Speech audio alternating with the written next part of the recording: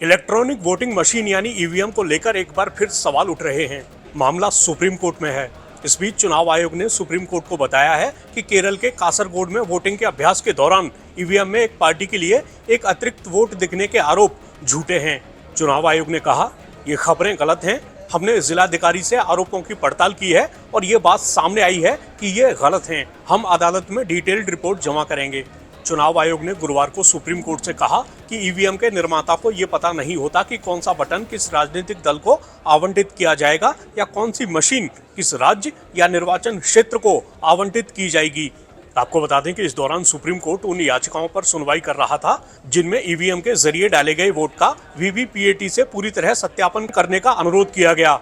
मशीनों और उनकी वीवीपीएटी इकाइयों के कामकाज पर सवालों का जवाब देते हुए आयोग के एक वरिष्ठ अधिकारी ने जस्टिस संजीव खन्ना और दीपंकर दत्ता की बेंच को यह भी बताया कि वोटिंग यूनिट में बैलेट यूनिट, कंट्रोल यूनिट और वीवीपीएटी यूनिट शामिल होती है।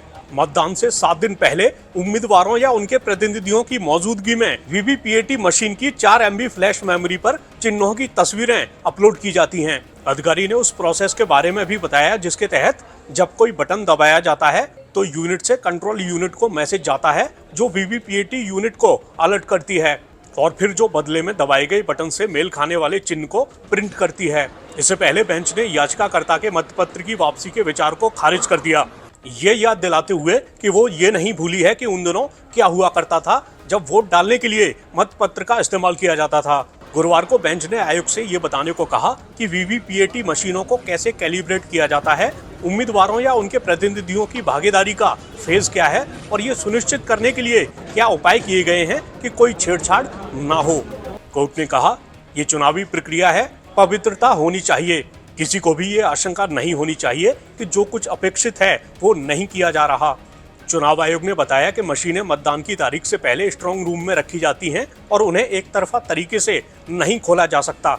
अधिकारी ने कहा, मशीनों को मॉक पोल के बाद आगे बढ़ाया जाता है और उम्मीदवारों को इसके लिए अपनी मर्जी से 5% मशीनें चुनने की अनुमति दी जाती है।